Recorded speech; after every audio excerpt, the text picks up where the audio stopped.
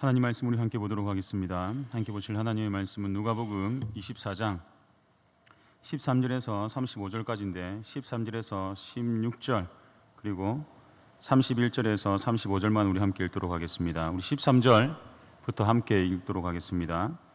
그날에 그들 중 둘이 예루살렘에서 25리 되는 엠마오라 하는 마을로 가면서 이 모든 된 일을 서로 이야기하더라.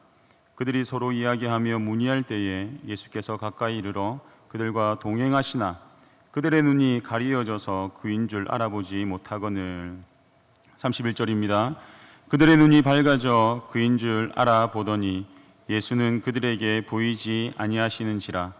그들이 서로 말하되 길에서 우리에게 말씀하시고 우리에게 성경을 풀어주실 때에 우리 속에서 마음이 뜨겁지 아니하더냐 하고 곧 그때로 일어나 예루살렘에 돌아가 보니 11 제자 및 그들과 함께한 자들이 모여 있어 말하기를 주께서 과연 살아나시고 시몬에게 보이셨다 하는지라. 두 사람도 길에서 된 일과 예수께서 떡을 떼심으로 자기들에게 알려지신 것을 말하더라. 아멘. 엠마오로 가는 두 사람이란 제목으로 우리 오늘 수요일 밤 저녁 하나님의 말씀을 통해 성도님들과 함께 하나님의 위로와 은혜를 풍성히 누릴 수 있는 시간이 되길 원합니다. 먼저 한 편의 시를 낭독해 드리겠습니다. 초록빛깔에 생명의 싹이 움터올 기미가 보이지 않는다. 자욱한 안개가 낀 것처럼 어느 곳에 있는지 가늠할 수가 없다. 치열한 전투가 벌어졌던 전쟁터처럼 폐허뿐 두 손을 휘저어도 허공일 뿐이다. 빠져나갈 출구가 어디에 있는지 보이질 않는다. 눈물조차 흐르지 않고 감정은 사라졌다. 어둠이 내린다. 살아갈 힘도 용기도 없다. 이 시는 용혜원님께서 지으신 절망이라는 제목의 시입니다. 이 시는 절망에 휩싸인 사람의 모습을 아주 잘 묘사하고 있습니다.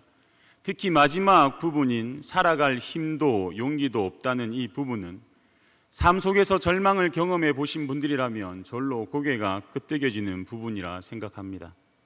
절망은 모든 희망과 소망이 끊어져 모든 것을 체념한 상태를 의미합니다. 오늘 본문에는 이러한 절망에 휩싸인 두 사람이 등장합니다. 한 사람의 이름은 글로바이며 다른 한 사람의 이름은 언급되어 있지 않습니다. 절망에 휩싸인 이 두 사람은 어딘가를 향해 힘겨운 발걸음을 내딛고 있습니다. 이들이 향하는 곳은 어디입니까? 이들은 예루살렘을 떠나 엠마오로 향하고 있습니다. 13절입니다. 그날에 그들 중 둘이 예루살렘에서 25리 되는 엠마오라 하는 마을로 가면서 글로바와 시몬 미상의 한 사람은 예루살렘을 떠나 북서쪽에서 11km 떨어진 곳에 위치한 자신들의 집이 있는 고향 엠마오로 무거운 발걸음을 옮기고 있습니다.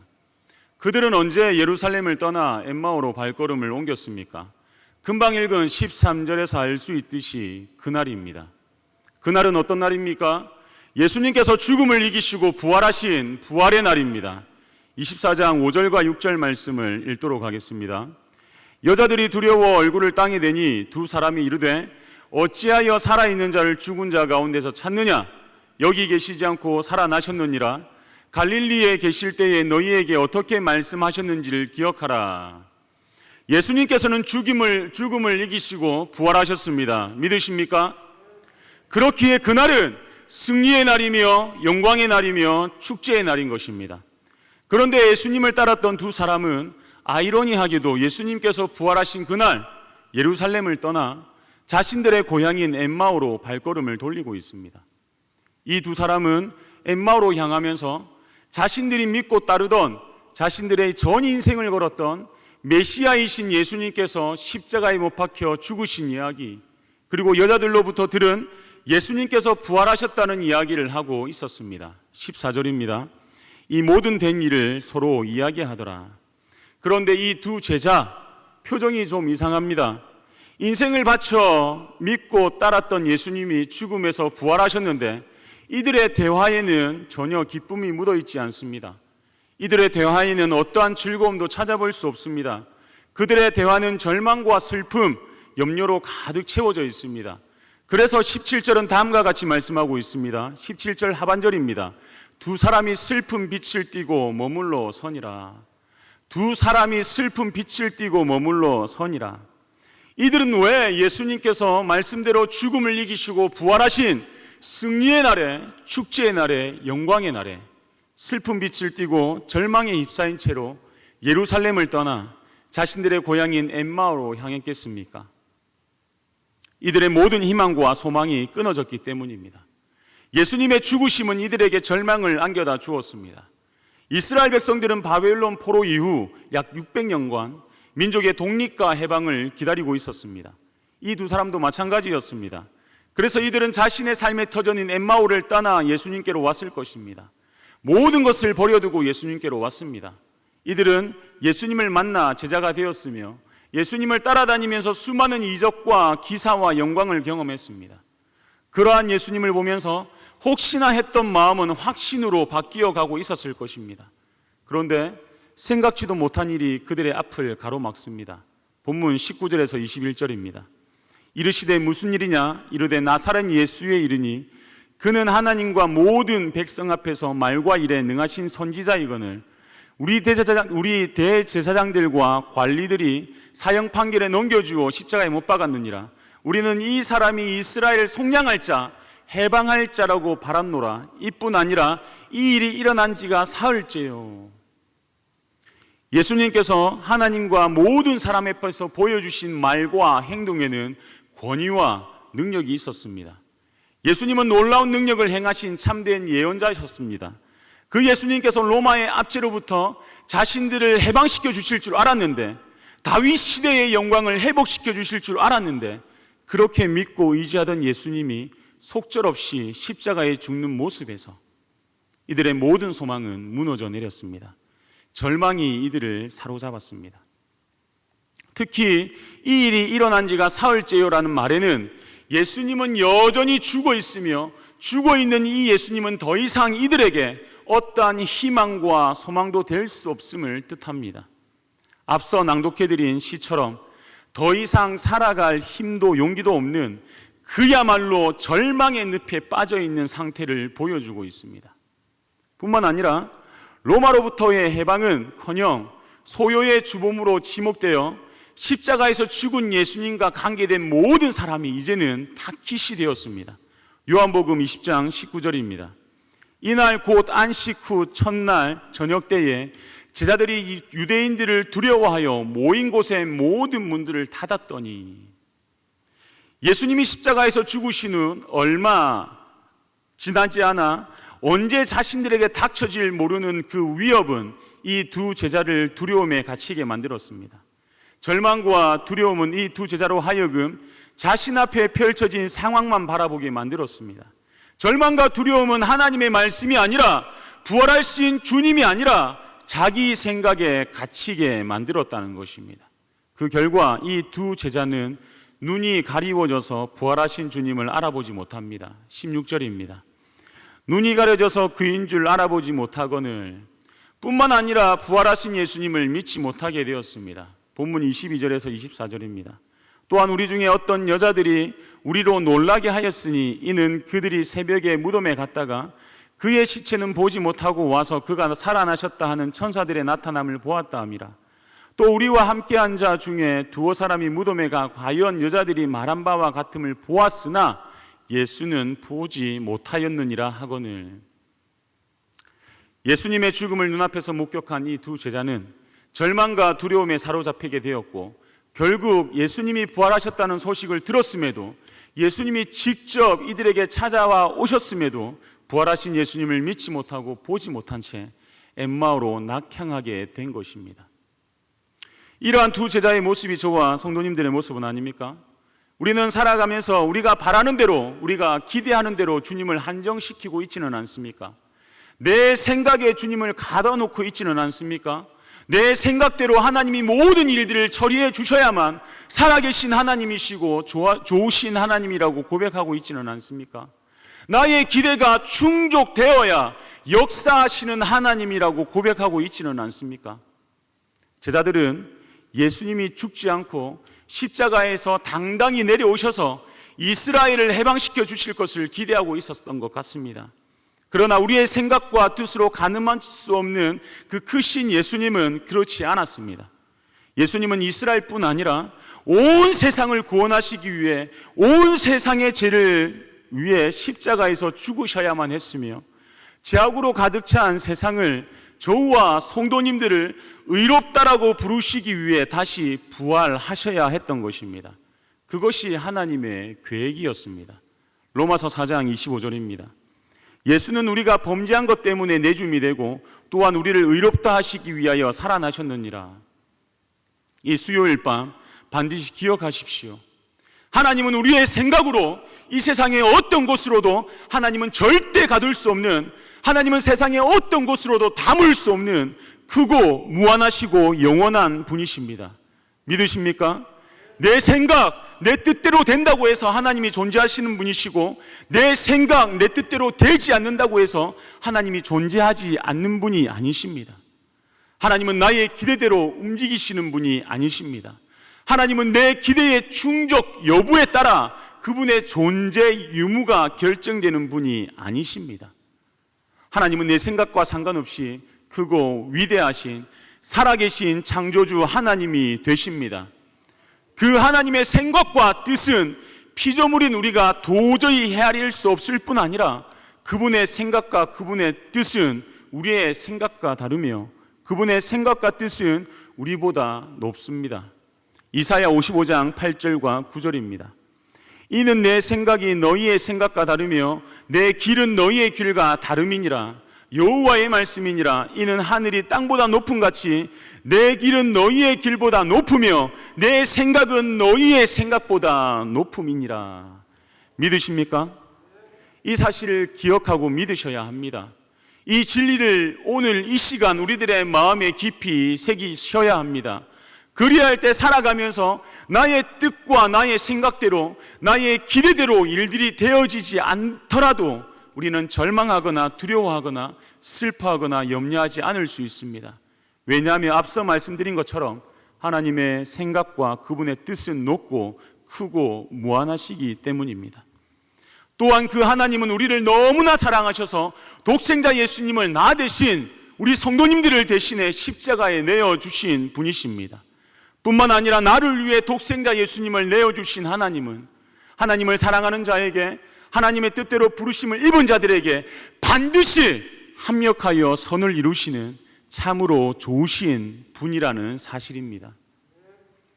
예상치 못한, 감당하기 힘든, 죽을 것만 같은, 살아갈 힘도 용기도 전혀 남아있지 않는 상황 가운데 놓일 수 있습니다. 하나님, 왜 나에게 이런 일이, 왜 나에게 이런 슬픔이, 왜 나에게 이런 아픔이라고 생각되는 일들이, 왜 나에게 이런 질병이라고 생각되는 육신의 아픔이 있을 수 있습니다.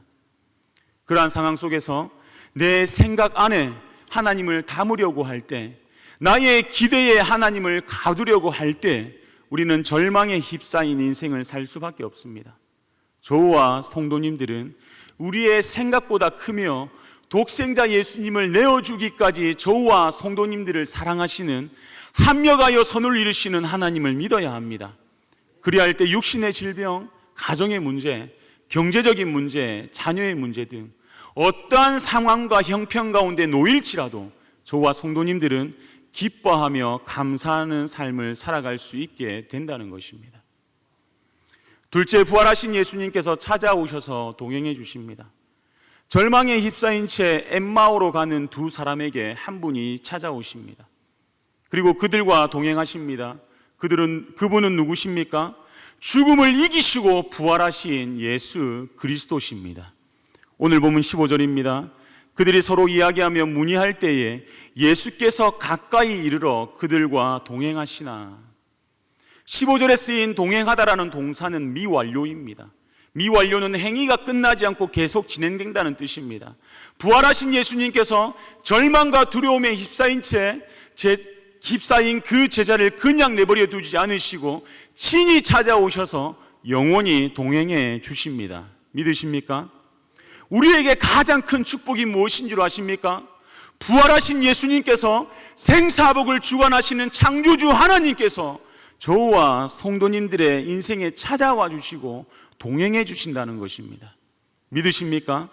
이보다 더 큰 축복과 이보다 더 큰 은혜가 어디에 있겠습니까? 나의 꿈을 이루는 것보다, 모든 사람이 부러워하는 지위와 명예를 누리는 것보다 비교할 수 없는 축복과 은혜가 바로 이것이라는 것입니다. 그렇기 때문에 비록 이 두 명의 제자들이 절망과 두려움 그리고 불신앙에 휩싸여 엠마오로 낙향하고 있지만, 찾아오시고 동행하시는 부활하신 주님 때문에 이들은 어느 누구보다 행복한 복된 사람이라는 것입니다. 이 두 제자는 다른 제자들에 비해 그리 크게 주목받지 못한 제자들이었습니다. 그럼에도 부활하신 주님은 이들을 찾아오셨고 끝까지 동행해 주셨습니다. 왜냐하면 십자가를 지고 부활하신 예수님에게 이 두 제자는 결코 외면할 수 없는 아주 소중한 하나님의 자녀들이었기 때문입니다.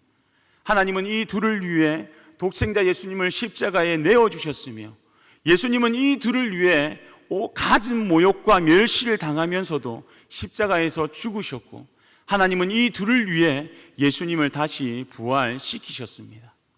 하나님은 왜 그렇게까지 하셨습니까?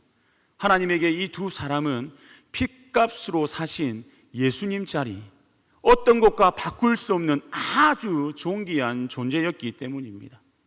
이 두 명의 제자뿐 아닙니다. 예수님은 부활하신 후 40일 동안 한 사람 한 사람을 일일이 다 찾아가셨습니다. 그리고 부활의 주님은 그들과 동행하시면서 그들을 회복시켜 주심으로 부활의 주님을 풍성히 누릴 수 있게 해주셨습니다. 이들에게 뿐만 아닙니다. 부활하신 예수님은 여전히 우리 각자에게 찾아와 주셨고 동행해 주심으로 우리에게 부활의 주님을 누리게 해 주십니다. 세상 어느 누구도 거들떠보지 않았던, 세상 어느 누구도 관심 가져주지 않았던 저와 성도님들에게 천지 만물을 창조하신 창조주 하나님께서는 직접 찾아와 주셨고 동행해 주고 계십니다.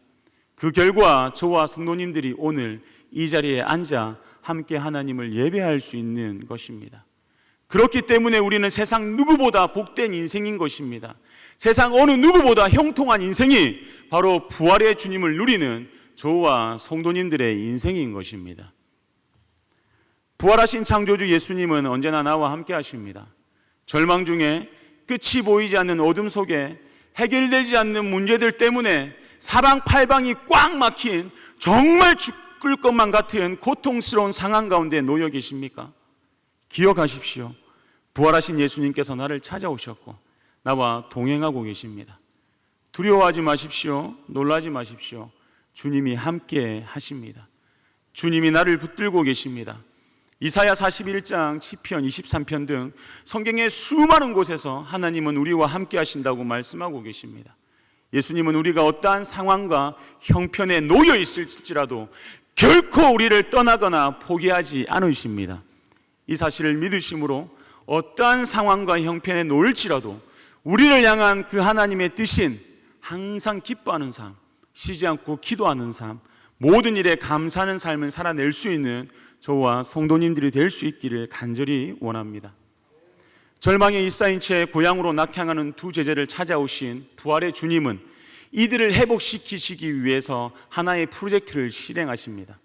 먼저 부활의 주님은 이들과 동행하시면서 이들의 모든 이야기를 다 들어주셨습니다. 귀를 기울여 이들의 이야기에 경청하셨습니다. 17절입니다. 예수께서 이르시되 너희가 길 가면서 서로 주고받은 이야기가 무엇이냐 하시니 두 사람이 슬픈 빛을 띠고 머물러 서더라. 19절 상반절입니다. 이르시되 무슨 일이냐. 예수님께서는 이들이 무엇에 대하 이야기하는지 전혀 몰랐을까요?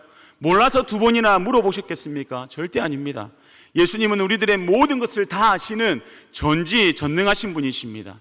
모든 것을 다 아시는 부활의 주님은 나와 동행하시면서 나의 모든 소리에, 나의 작은 신음조차도 귀를 기울여 들어주시는 아주 좋으신 분이라는 것입니다. 둘째, 부활의 주님은 이들과 동행하면서 예수님의 부활을 믿지 않고 절망에 휩싸인 채로 엠마오로 향하는 이들에게 친히 말씀을 가르쳐 주시고 그 말씀을 깨닫게 해주십니다. 본문 25절에서 27절입니다. 이르시되 미련하고 선지자들이 말한 모든 것을 마음에 더디 믿는 자들이요 그리스도가 이런 고난을 받고 자기의 영광에 들어가야 할 것이 아니냐 하시고, 이에 모세와 모든 선지자의 글로 시작하여 모든 성경에 쓴 바 자기에 관한 것을 자세히 설명하시니라. 자세히 설명하시니라. 32절입니다. 그들이 서로 말하되 길에서 우리에게 말씀하시고 우리에게 성경을 풀어주실 때에 우리 속마음이 뜨겁지 아니하더냐 하고, 두 제자는 말씀을 잘 깨닫지 못하고 믿는 일에 둔하고 느렸습니다. 이는 결국 예수님의 부활을 믿지 않는 결과를 초래하게 된 것입니다. 그래서 예수님은 그들에게 모든 성경에 쓴 바를 자세히 설명해 주셨습니다. 성경을 풀어주셨습니다. 불신앙을 종식시키는 유일한 방법은 하나님의 말씀으로 돌아가는 길밖에 없습니다. 왜냐하면 믿음은 예수님의 말씀을 들음에서 나기 때문입니다. 로마서 10장 17절입니다. 그러므로 믿음은 들음에서 나며 들음은 그리스도의 말씀으로 말미암았느니라. 믿음에는 큰 믿음이 있고 작은 믿음이 있습니다. 믿음은 자랍니다. 어떻게 하면 큰 믿음, 잘 자라는 믿음이 될 수 있습니까? 하나님의 말씀, 성경을 가까이 하는 길 외에는 답이 없습니다. 오늘날 한국교회가 힘을 잃어가고 있는 이유가 무엇이라 생각하십니까? 여러 이유들이 있겠지만 저는 그 중에 가장 큰 이유가 말씀을 잃지 않기 때문이라 생각합니다. 말씀의 자리를 지키지 않았기 때문이라 생각합니다. 주야로 하나님의 말씀을 묵상하는데 그렇지 않았기 때문이라 생각합니다. 얼마 전 대구의 한 교회에서 저희 이 청년회를 탐방 왔습니다. 담당 교육자님과 청년회 임원 세 분이 저희 이 청년회를 다녀갔습니다.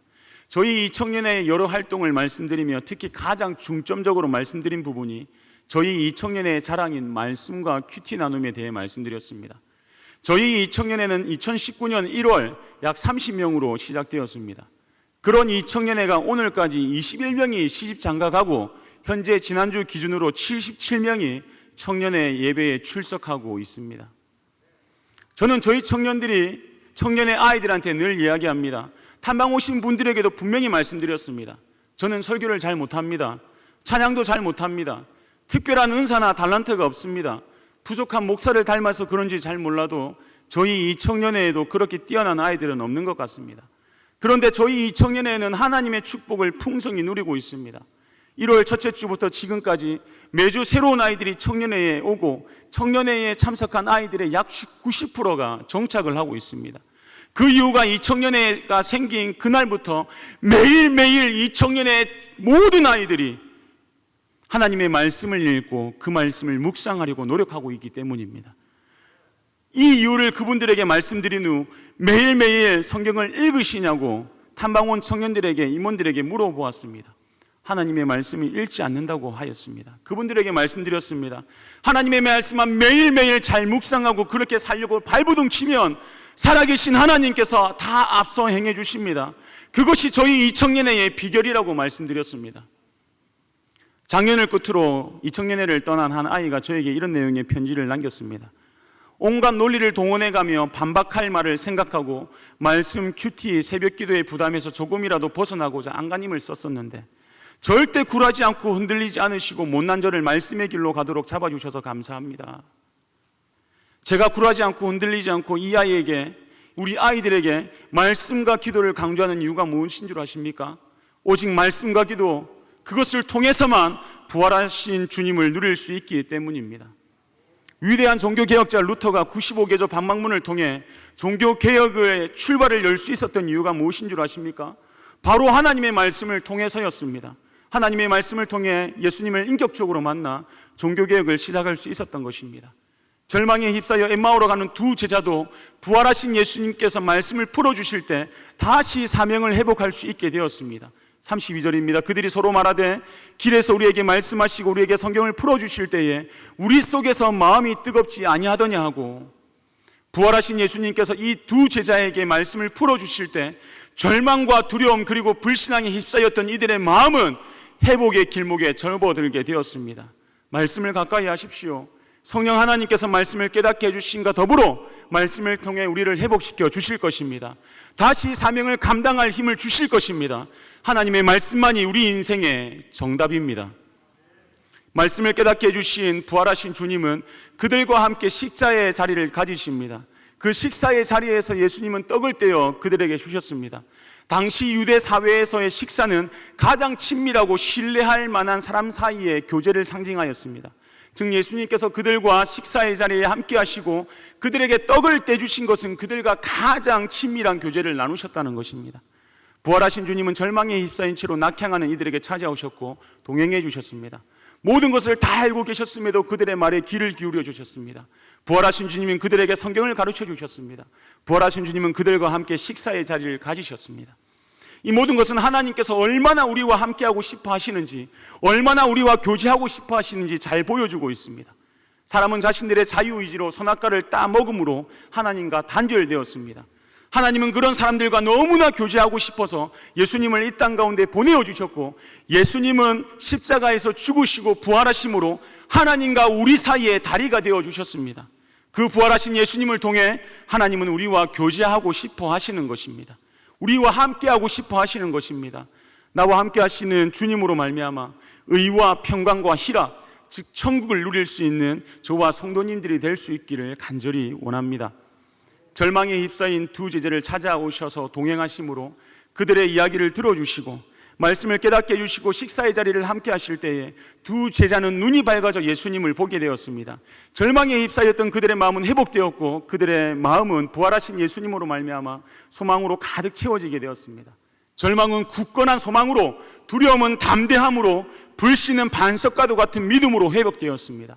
회복된 두 제자는 어떻게 하였습니까? 부활하신 예수님을 만나 회복한 이 두 사람은 삶의 방향을 바꾸게 되었습니다. 절망과 실패, 슬픔과 염려에 종착진 엠마오에서 다시 영광과 승리의 장소인 예루살렘으로 즉시 돌아가게 되었습니다. 절망은 희망과 기쁨으로 바뀌게 되었습니다. 절망에 휩싸인 그들은 기쁨으로 복음을 전하게 되었습니다. 본문 33절에서 35절입니다. 곧 그때로 일어나 예루살렘에 들어가 보니 11제자 및 그들과 함께한 자들이 모여 있어 말하기를 주께서 과연 살아나시고 시몬에게 보이셨다 하는지라. 두 사람도 길에서 된 일과 예수께서 떡을 떼심으로 자기들에게 알리신 것을 말하더라. 자기들에게 알리신 것을 말하더라. 절망에 사로잡혀 엠마오로 떠났던 이들이 부활하신 주님을 만남으로 자신이 만난 예수님을 복음을 전하는 사람이 되었습니다. 목숨의 위협을 피해 엠마오로 향했던 이들이 부활하신 주님을 만남으로 사명을 회복하였고 그들을 향한 목숨의 위협이 여전히 존재하였지만 그들은 복음을 전하기 위해 예루살렘으로 돌아갔습니다. 불신으로 가득 채워져 부활하신 주님을 알아보지 못했던 이들은 부활의 주님을 경험하고 굳건한 믿음을 가지고 복음을 전하기 위해 즉시로 예루살렘으로 돌아갔습니다. 이것이 부활하신 주님을 만난 사람의 참된 모습이라는 것입니다. 이 땅에서의 성공과 행복을 자신들의 최고 가치로 삼았던 그들은 부활하신 주님을 만남으로 비교할 수 없는 더 높고 위대한 가치인 영원한 생명을 부활하신 예수님을 통해 보게 된 것입니다. 그러므로 우리는 부활하신 주님을 전해야 합니다. 그것이 예수님이 이 땅에 오셔서 십자가에서 죽으시고 부활하신 목적이며 우리를 향한 하나님의 명령인 것입니다. 그래서 부활하신 예수님은 마태복음 28장과 마가복음 16장에서 제자들을 향해 복음을 전하라고 말씀하시는 것입니다. 이것이 저와 성도님들의 삶의 최고의 가치, 유일한 이유가 되길 원합니다. 제자들의 삶은, 그들의 터닝 포인트는 예수님의 부활이었습니다. 예수님께서 부활하시기 전에는 예수님을 따르던 모든 사람들이 자신을 위해 예수님을 다 버렸습니다. 그분을 부인하였습니다. 그러나 부활하신 예수님을 만난 그들은 예수님을 위해 그들의 모든 것을 던져버렸습니다. 자신의 육체가 왕궁을 밝히는 등불의 기름으로 쓰일지라도, 사람들의 쾌락을 위한 사자의 먹잇감이 될지라도 그들은 예배를 드리며 복음을 전했습니다. 부활하신 예수님을 증거했습니다. 왜요? 예수님께서 죽음을 이기시고 부활하신 것이 역사적인 사실이며 진리이기 때문입니다. 부활하신 예수님을 통해 우리가 영원한 생명을 누릴 수 있게 되었기 때문입니다. 그렇기 때문에 목숨조차 귀한 것으로 여기지 않고 복음을 전할 수 있었던 것입니다. 부활하신 주님을 만난 사도 바울의 고백을 들어보십시오. 사도행전 20장 24절입니다. 내가 달려갈 길과 주 예수께 받은 사명 곧 하나님의 은혜의 복음을 증언하는 일을 마치려 하면은 나의 생명조차 조금 더 귀한 것으로 여기지 아니하노라. 이 고백이 부활하신 예수님으로 말미암아 의롭다 칭함을 받아 하나님의 자녀가 된 저와 성도님들의 믿음의 고백, 신앙 고백이 될 수 있기를 주님의 이름으로 간절히 축원합니다.